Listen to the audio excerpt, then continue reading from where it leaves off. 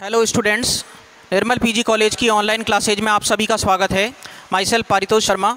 Previous lecture के अंदर हम जीनोमिक लाइब्रेरी के पहले स्टेप्स को, एक्सट्रैक्शन ऑफ जीनोमिक डीएनए को हमने स्टडी किया था और हमने ये देखा था कि हमने किस प्रकार से कंसंट्रेट डीएनए को प्राप्त किया। कंसंट्रेट डीएनए को हमने प्राप्त कर लिया था और इसी ऑर्डर में हमारा जो सेकंड टॉपिक है, जो सेकंड स्टेप है जीनोमिक डीएनए लाइब्रेरी के निर्माण के लिए, वो सेकंड स्टेप था हमारा निष्कर्षित डीएनए का विदलन। ठीक है ना।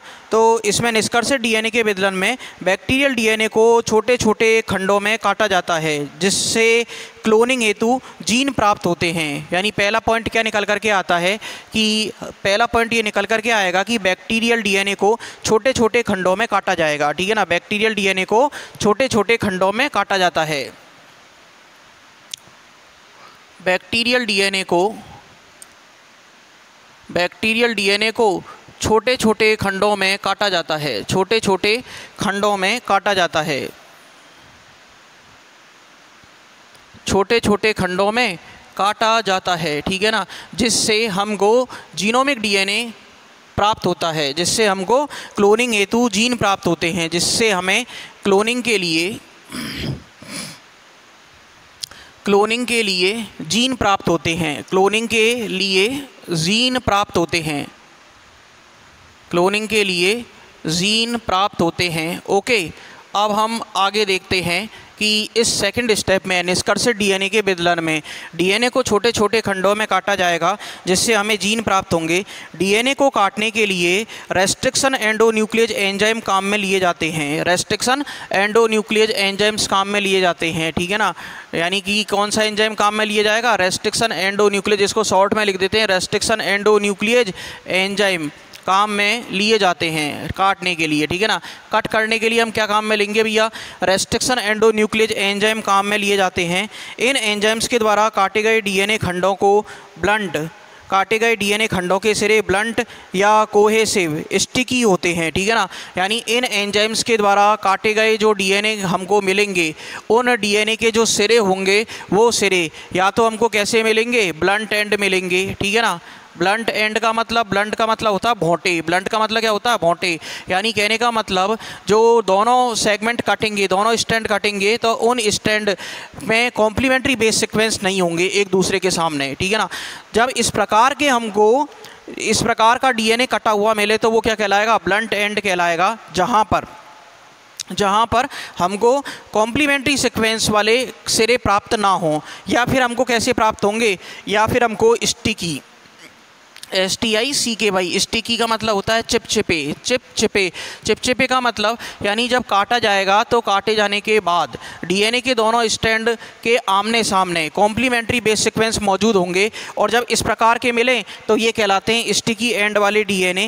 रेस्ट्रिक्शन एंडोन्यूक्लियेज एंजाइम के अतिरिक्त यांत्रिक तरीकों से भी डीएनए को काटा जा सकता है। ठीक है ना। एंजाइमेटिक तरीके के अलावा हम और कौन सा तरीका काम में ले सकते हैं कि हम मैकेनिकल तरीके से भी काट लें। ठीक है ना। मैकेनिकल तरीके से भी काट सकते हैं उनको। ठीक है ना। इसके अलावा अब मैकेनिकल तरीके से भी काटा जा सकता है। इस पॉइंट को हमने देख लिया कि मैकेनिकल तरीके से उसको काटा जा सकता है, जिसमें प्रमुख रूप से बिलोडन या अल्ट्रासाउंड के द्वारा होता है। ठीक है ना। अब अगला पॉइंट आता है कि रेस्ट्रिक्शन एंजाइमेटिक विधि को यदि हम काम में ना लें, यानी रेस्ट्रिक्शन एंडोन्यूक्लियेज को काम में ना लें, तो हम किस तरीके से काट सकते हैं? भौतिक तरीके से, मैकेनिकली तरीके से काटे जाने के लिए। मैकेनिकली तरीके से काटे जाने के लिए क्या करेंगे हम? मैकेनिकली तरीके से काटे जाने के लिए हम या तो अल्ट्रासाउंड डालेंगे, पराध्वनि, अल्ट्रासाउंड के द्वारा डीएनए को तोड़ेंगे, या फिर स्टीरिंग का मतलब होता है बिलोडन। यानी हमारे पास में डीएनए के सॉल्यूशन में हम क्या करते हैं? एक कांच की छड़ के द्वारा उसको स्टिर करते हैं, यानी उसको विलोडित करते हैं, जिससे डीएनए छोटे छोटे खंडों में टूट जाता है। तो मैकेनिकली तरीके से काटने के दो प्रमुख तरीके हैं कि या तो हम बिलोडक काम में लें, स्टीरर काम में लें, या फिर बिलोडन विधि काम में ना लें तो हम अल्ट्रासाउंड के द्वारा हम काटें। ठीक है ना। अल्ट्रासाउंड का मतलब होता है पराध्वनि के द्वारा हम डीएनए के सेगमेंट्स को छोटे छोटे टुकड़ों में तोड़ लें। अल्ट्रासाउंड के द्वारा हम डीएनए को छोटे छोटे टुकड़ों में तोड़ लें। अब हम बात करते हैं, तीसरा पॉइंट आएगा विदलित खंडों में से क्लोनिंग के लिए उपयुक्त खंडों का पृथक्करण। ठीक है ना। तीसरा पॉइंट, ये सेकंड पॉइंट अपना कंप्लीट हो गया कि विदलन कैसे किया। रेस्ट्रिक्शन एंडोन्यूक्लियेज एंजाइम के द्वारा काटेंगे और रेस्ट्रिक्शन एंडोन्यूक्लियेज एंजाइम के द्वारा काटे गए डीएनए के खंड जो होंगे वो ब्लंट एंड वाले या स्टिकी एंड वाले होंगे। सिरों को क्या कहते हैं? एंड।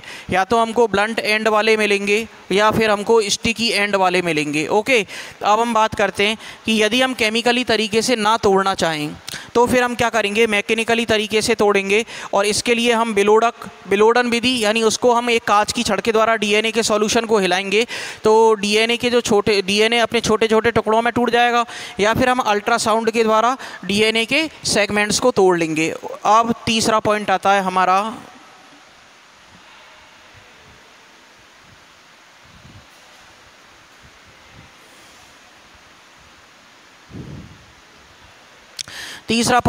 हमारा विदलित खंडों में से क्लोनिंग के लिए उपयुक्त खंडों का पृथक्करण। तीसरा पॉइंट आता है विदलित खंडों में से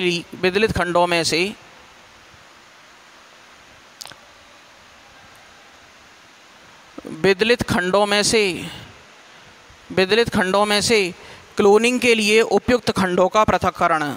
विदलित खंडों में से क्लोनिंग के लिए उपयुक्त खंडों का पृथक्करण।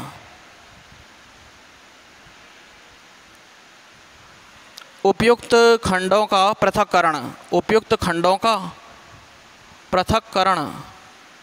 ठीक, अब हम आगे देखते हैं कि विदलित खंडों में से क्लोनिंग के लिए उपयुक्त खंडों का पृथक्करण। क्लीवेज सेगमेंट के मिश्रण में से वांछित खंडों का पृथक्करण एगारो जेल इलेक्ट्रोफोरेसिस विधि के द्वारा किया जाता है। क्लीवेज्ड सेगमेंट के मिश्रण में से, क्लीवेज्ड का मतलब होता है विदलित, क्लीवेज सेगमेंट यानी विदलित खंडों में से सेगमेंट्स, क्लीवेज सेगमेंट्स में के मिश्रण में से वांछित खंडों का, क्लीवेज सेगमेंट्स के मिश्रण में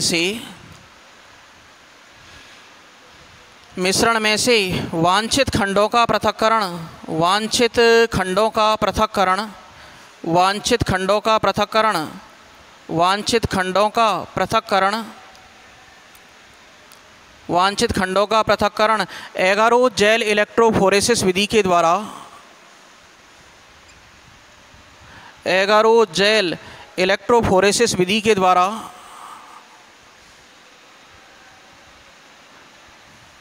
फोरेसिस विधि के द्वारा किया जाता है। ये सबसे ज़्यादा यूज़ में ली जाने वाली विधि है।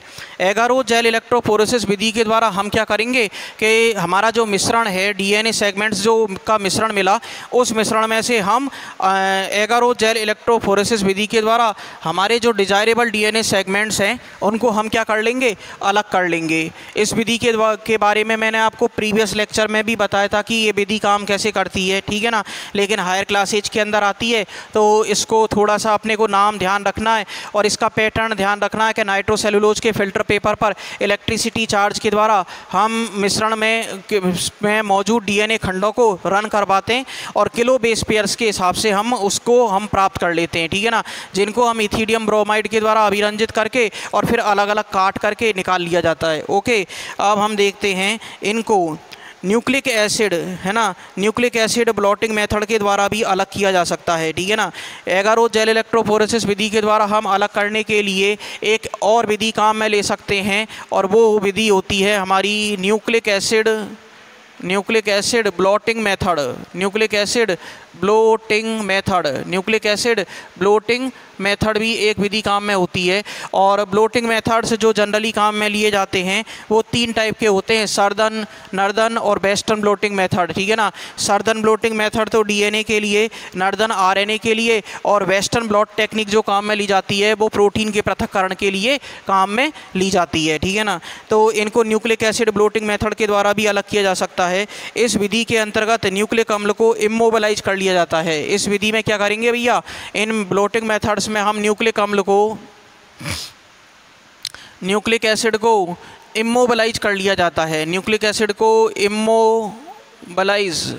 इमोबलाइज करने का मतलब होता है स्थिर कर लिया जाता है। इमोबलाइज IMMOBILE, IMMOBILE, इमोबलाइज का मतलब स्थिर कर लिया जाता है। जैसे आपने ये देखा होगा कि ये शब्द हम कब काम में लेते हैं कि जैसे हमारा हाथ फ्रैक्चर हो गया, ठीक है ना, हाथ में फ्रैक्चर हो गया तो डॉक्टर क्या करता है, डॉक्टर प्लास्टर चढ़ा देता है और प्लास्टर चढ़ाने के बाद हड्डी जो होती है बोन वो स्वतः ही जुड़ जाती है। तो उसका मकसद यही होता है कि हाथ को इमोबलाइज कर दिया जाए प्लास्टर चढ़ा करके।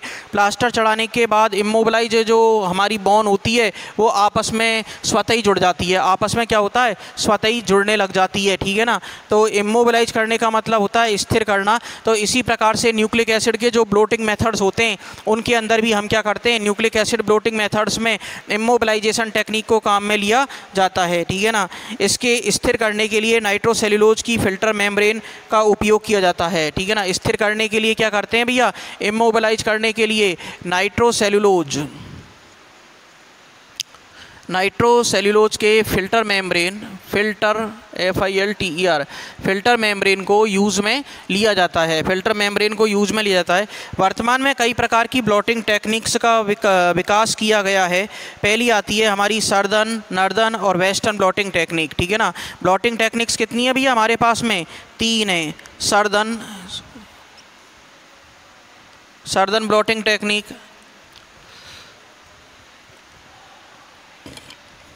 दूसरी है नॉर्दर्न ब्लॉटिंग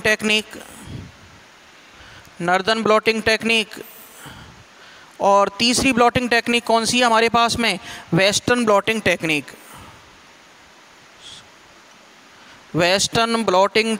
ठीक है ना। Southern blotting technique, northern blotting technique और वेस्टर्न ब्लॉटिंग टेक्निक।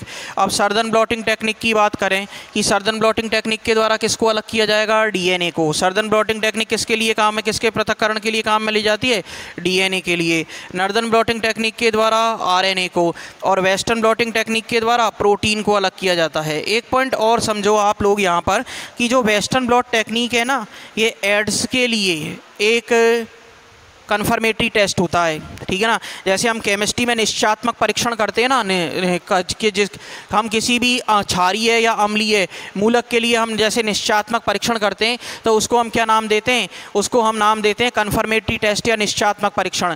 तो इसी प्रकार से हम क्या करेंगे कि इसी प्रकार से जो ये टेक्निक्स होती हैं इनके द्वारा भी हम वेस्टर्न ब्लॉट टेक्निक है, ये एड्स के लिए हमारी क्या होती है, एक कन्फर्मेटरी टेस्ट है। एड्स की जांच, जैसे आप एड्स का पता लगाने के लिए आप हॉस्पिटल में जाएं, acquired immunodeficiency syndrome, HIV virus से आप इन्फेक्टेड हो या नहीं, तो इसके लिए सबसे पहले जो टेस्ट किया जाता है वो किया जाता है एलाइजा, ठीक है ना।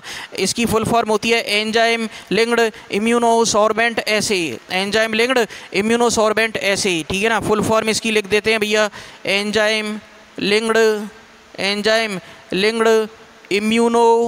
इम्यूनोसॉर्बेंट ऐसे, एंजाइम लिंक्ड इम्यूनोसॉर्बेंट ऐसे। ये एड्स के लिए एक प्राइमरी टेस्ट होता है जो एड्स की जांच करने के लिए काम में लिया जाता है। यदि इस टेस्ट की रिपोर्ट पॉजिटिव आ जाती है तो फिर वेस्टर्न ब्लॉट टेक्निक काम में लेते हैं, जो एंटीजन एंटीबॉडी बेस्ड एक रिएक्शन है, एंटीजन एंटीबॉडी एक बेस्ड रिएक्शन होती है। और यदि इसका रिजल्ट भी पॉजिटिव आ जाता है तो इसका मतलब कि पेशेंट HIV पॉजिटिव है। पेशेंट कैसा है भैया, HIV पॉजिटिव है। तो ये दोनों टेक्निक्स यहाँ पर, ये वेस्टर्न ब्लॉट टेक्निक है, ये एंटीजन एंटीबॉडी बेस्ड रिएक्शन होती है। और सर्दर्न ब्लॉटिंग टेक्निक हम DNA के पृथक्करण के लिए, नॉर्दर्न ब्लॉटिंग टेक्निक हम RNA के पृथक्करण के लिए, और वेस्टर्न ब्लॉटिंग टेक्निक हम प्रोटीन के पृथक्करण के लिए काम में लेते हैं।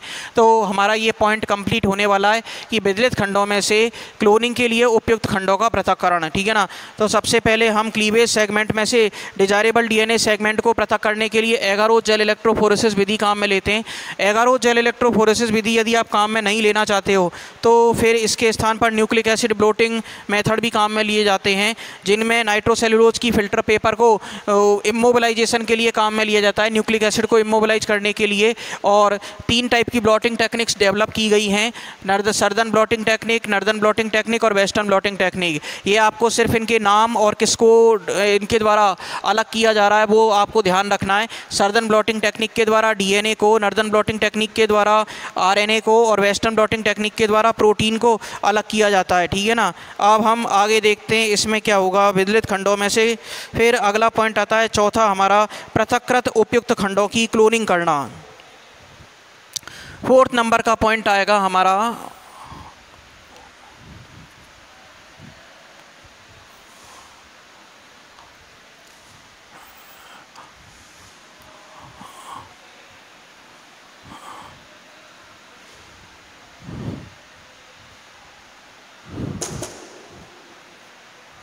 फोर्थ पॉइंट आता है पृथक्कृत उपयुक्त खंडों की क्लोनिंग करना, ठीक है ना।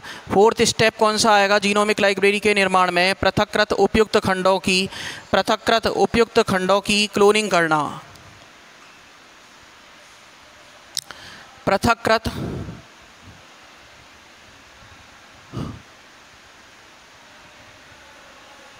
उपयुक्त खंडों की क्लोनिंग करना, पृथक्कृत उपयुक्त खंडों की क्लोनिंग करना, ठीक है ना। अब इसके बाद हम देखते हैं कि आइसोलेटेड जो हमारे शूटेबल सेगमेंट्स हमने अलग किए उनकी क्लोनिंग कैसे की जाए। तो आइसोलेटेड डीएनए सेगमेंट का एक उपयुक्त वाहक के साथ इसकी समाकलित किया जाता है, ठीक है ना। जो हमने western blot technique, southern blotting technique, northern blotting technique या एगारोस जेल इलेक्ट्रोफोरेसिस विधि के द्वारा डीएनए के सॉल्यूशन में से हमने डिज़ायरेबल डीएनए सेगमेंट को अलग किया। उनकी अब क्या करनी है, हमको हमारे वांछित डीएनए खंडों की क्लोनिंग करनी है। तो क्लोनिंग करने के लिए सबसे पहले आइसोलेटेड डीएनए सेगमेंट को किसी उपयुक्त वाहक के साथ समाकलित करके क्लोनिंग की जाती है, ठीक है ना। इसके लिए हम क्या करेंगे कि एक शूटेबल वेक्टर के साथ समाकलित करके शूटेबल वेक्टर के साथ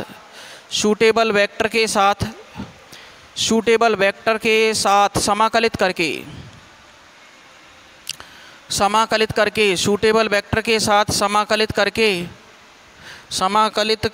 क्लोनिंग की जाती है, ठीक है ना, क्लोनिंग की जाती है। ओके, अब पांचवा स्टेप आता है कि वांछित डीएनए खंडों की पहचान करना, ठीक है ना। पांचवा स्टेप आता है हमारा स्टेप फिफ्थ के वांछित डीएनए खंडों की पहचान करना।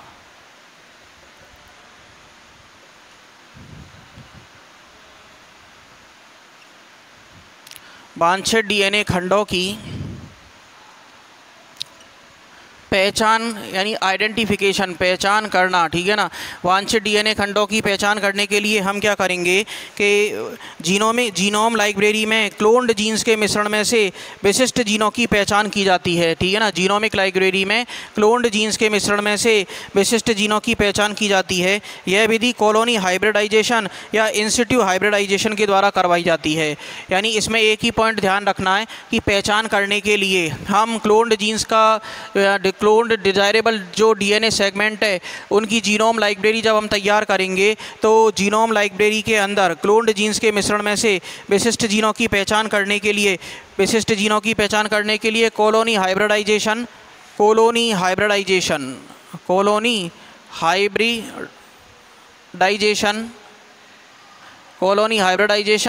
या फिर इंसिट्यू हाइब्रिडाइजेशन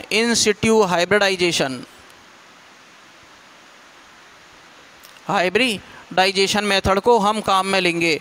कॉलोनी हाइब्रिडाइजेशन या इंसिट्यू हाइब्रिडाइजेशन विधि को काम में लिया जाता है। आगे देखते हैं, यह निम्न चरणों में संपन्न होती है, ठीक है ना। यह निम्न चरणों में संपन्न होती है कि क्लोन्ड जीन्स, पहला स्टेप, क्लोन्ड जीन्स को संवर्धन प्लेट से नाइट्रोसेल्यूलोज के फिल्टर पेपर पर स्थानांतरित किया जाता है, ठीक है ना। क्लोन्ड जीन्स को क्या करेंगे हम, क्लोन्ड जीन्स को कल्चर प्लेट से नाइट्रोसेल्यूलोज के फिल्टर पेपर पर स्थानांतरित किया जाता है। पहला स्टेप क्या आएगा इसमें, क्लोन्ड जीन्स को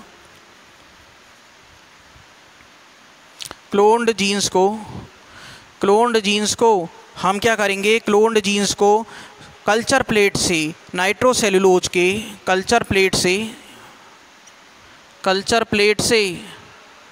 नाइट्रोसेल्यूलोज के फिल्टर पेपर पर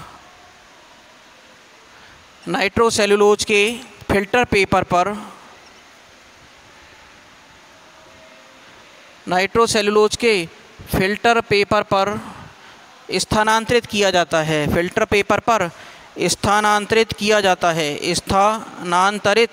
किया जाता है। नाइट्रोसेल्यूलोज के फिल्टर पेपर पर स्थानांतरित किया जाता है, जिसे NaOH से उपचारित करते हैं, NaOH से उपचारित करते हैं, ठीक है ना, NaOH से ट्रीटेड कर देंगे सब। फिर हम क्या करेंगे कि इसमें कॉलोनी हाइब्रिडाइजेशन या इंसिट्यू हाइब्रिडाइजेशन के जो स्टेप्स होंगे उनके अंदर क्या करेंगे हम कि क्लोन्ड जीन्स को कल्चर प्लेट से नाइट्रोसेलुलोज के फिल्टर पेपर पर स्थानांतरित करेंगे। क्लोन्ड जीन्स को कल्चर प्लेट से नाइट्रोसेलुलोज के फिल्टर पेपर पर स्थानांतरित किया जाएगा और नाइट्रोसेलुलोज के फिल्टर पेपर पर स्थानांतरित करने के बाद हम इसे NaOH से ट्रीटेड कर देंगे, NaOH से उपचारित कर देंगे। और NaOH से उपचारित करने के बाद क्या होगा, इधर देखो अगला स्टेप आता है, फिल्टर पेपर पर चिपके हुए DNA के सिंगल स्ट्रैंड को प्रोब द्वारा उपचारित किया जाता है। फिल्टर पेपर पर चिपके हुए DNA के सिंगल स्ट्रैंड को, फिल्टर पेपर पर चिपके हुए DNA के सिंगल स्ट्रैंड को, चिपके हुए DNA के सिंगल स्ट्रैंड्स को, DNA के सिंगल स्ट्रैंड को, सिंगल स्ट्रैंड्स को प्रोब द्वारा उपचारित किया जाता है। सिंगल स्ट्रैंड्स को प्रोब द्वारा उपचारित किया जाता है, प्रोब द्वारा उपचारित किया जाता है, प्रोब द्वारा उपचारित किया जाता है। अब यदि आप डिक्शनरी में प्रोब का अर्थ देखोगे ना, इंग्लिश की डिक्शनरी में यदि आप प्रोब का अर्थ देखोगे तो प्रोब का मतलब क्या होता है कि एक प्रकार की दिया सलाई, ठीक है ना। जैसे महिलाएं पहले ऊनी वस्त्र बनाने के लिए जो दिया सलाई काम में लिया करती थी, तो इस प्रकार एक लोहे की लंबी छड़ होती थी और उससे महिलाएं क्या करती थी कि स्वेटर या जर्सी बुना करती थी। फिर इसी टाइप की दिया सलाई का सर्जिकल एपरेटस के तौर पर यूज में होने लगा घावों की जाँच करने के लिए। तो वहाँ से मेडिकल टर्मिनोलॉजी से शब्द उठाया गया प्रोब, यानी लोहे की कहने का मतलब स्टेनलेस स्टील की बनी हुई एक प्रकार की लोहे की छड़, स्टेनलेस स्टील की छड़ जिसको घाव को जांच करने के लिए, वाउंड की एग्जामिनेशन के लिए काम में लिया जाता था, वाउंड की एग्जामिनेशन के लिए काम में लिया जाता था, तो वो कहलाता था प्रोब। तो वो घाव जांच करने के लिए डॉक्टर काम में लेते थे। तो इसी प्रकार से बायोटेक्नोलॉजी में प्रोब का मतलब होता है कि स्मॉल DNA सेगमेंट या स्मॉल बेस पेयर का सेगमेंट, जिसके द्वारा हम दूसरे बेस पेयर के सेगमेंट को अटैच करके, उसके साथ अटैच करके, और हम हमारे जो डिजायरेबल क्लोन्ड DNA सेगमेंट्स थे उनको उसके साथ अटैच करके देखते हैं ताकि उसके जो बेस सीक्वेंस है उनको हम पता लगा सकें। तो इस प्रकार से प्रोब के द्वारा हम आसानी से हमारे वांछित DNA खंडों की पहचान कर सकते हैं, उनको आइडेंटिफाई कर सकते हैं। यानी प्रोब एक प्रकार का क्या है भैया, प्रोब का मतलब होता है एक प्रकार का स्मॉल बेस पेयर से बना हुआ सेगमेंट, स्मॉल बेस पेयर का सेगमेंट। अब इस स्मॉल बेस पेयर के सेगमेंट को हम क्या करेंगे, जो हमारे क्लोन्ड डिज़ायरेबल DNA सेगमेंट थे उनके साथ अटैच करके देखेंगे। तो अटैच करके देखने से हमको ये पता लग जाएगा कि हमारे जो क्लोन्ड डिज़ायरेबल DNA सेगमेंट है उनका बेस सीक्वेंस कैसा है। और बेस सीक्वेंस यदि हमको पता लग गया तो हमने क्या कर लिया, उसको आइडेंटिफाई कर लिया, उसकी हमने पहचान कर ली। तो इस प्रकार से हमारा 5वां स्टेप भी क्या हो जाएगा, कंप्लीट हो जाएगा। 5वां स्टेप भी हमारा कंप्लीट हो जाएगा। DNA के स्मॉल सेगमेंट्स, देखो प्रोब के बारे में एक बार फिर बता रहा हूँ मैं आपको कि DNA के स्मॉल सेगमेंट से बना हुआ न्यूक्लियोटाइड का एक टुकड़ा होता है, न्यूक्लियोटाइड का एक टुकड़ा होता है जो कि सिंगल स्टैंडर्ड होता है। कैसा होता है, सिंगल स्टैंडर्ड होता है। प्रोब का उपयोग अननोन DNA सीक्वेंस, अज्ञात DNA के अनुक्रमों की जांच के लिए किया जाता है, अज्ञात DNA के अनुक्रमों की जांच के लिए किया जाता है। ओके, अज्ञात DNA की जांच के लिए किया जाता है। अब हम बात करते हैं भैया कि ये अज्ञात DNA की जांच के लिए काम में लिए जाने वाला एक स्मॉल न्यूक्लियोटाइड का सेगमेंट होता है जो कि सिंगल स्टैंडर्ड DNA ही होता है, ठीक है ना। इसे हम क्या कहते हैं, प्रोब कहते हैं। तत्पश्चात फिल्टर पेपर को घोलकर अतिरिक्त असंयुक्त रहे प्रोब DNA को हटा दिया जाता है और इसके बाद फिल्टर पेपर को सुखा करके ऑटो रेडियोग्राफ खींच लिया जाता है। इस क्रिया के लिए DNA सेगमेंट को रेडियो लेबल्ड किया जाता है। मैं आपको शुरू से बताता आ रहा हूँ कि हम क्या करेंगे भैया कि इसको जो जिस फिल्टर पेपर पर हमने प्रोब के द्वारा जांच की उस फिल्टर पेपर को हम जो हमारे जॉइंट ना हो पाए उनको हम क्या करेंगे, अब हटा देंगे। इसके लिए हम हटाने के लिए, प्रोब को हटाने के लिए तथा जो अटैच ना हो पाए उनको हटाने के लिए फिल्टर पेपर को हम घोल लेते हैं एक सॉल्यूशन के अंदर, और इसके बाद फिल्टर पेपर को सुखा करके उसका ऑटो रेडियोग्राफ तैयार किया जाता है। फिल्टर पेपर को सुखा करके हम उसका ऑटो रेडियोग्राफ तैयार करते हैं। ऑटो रेडियोग्राफ तैयार किया जाता है। ऑटो रेडियोग्राफ तैयार किया जाता है। इस क्रिया के लिए डीएनए के सेगमेंट्स को रेडियो लेबल्ड किया जाता है। इस क्रिया के लिए हम क्या करेंगे, ऑटो रेडियोग्राफ तैयार करने के लिए डीएनए के सेगमेंट्स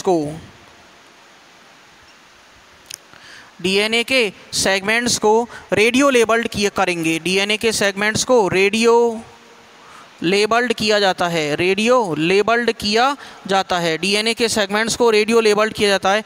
रेडियो लेबल्ड डीएनए के सेगमेंट ऑटो रेडियोग्राफ में काले धब्बों के रूप में दिखाई देते हैं। ऑटो रेडियोग्राफ में हमें काले धब्बों के रूप में दिखाई देते हैं। तो इस प्रकार से रेडियो लेबल्ड जब हम डीएनए के टुकड़े हमको फिल्टर पेपर पर दिखाई देंगे, तो फिल्टर पेपर पर जब हमें दिखाई देंगे तो उनको हम आसानी से क्या कर लेंगे, आइडेंटिफाई कर लेंगे। ठीक है ना।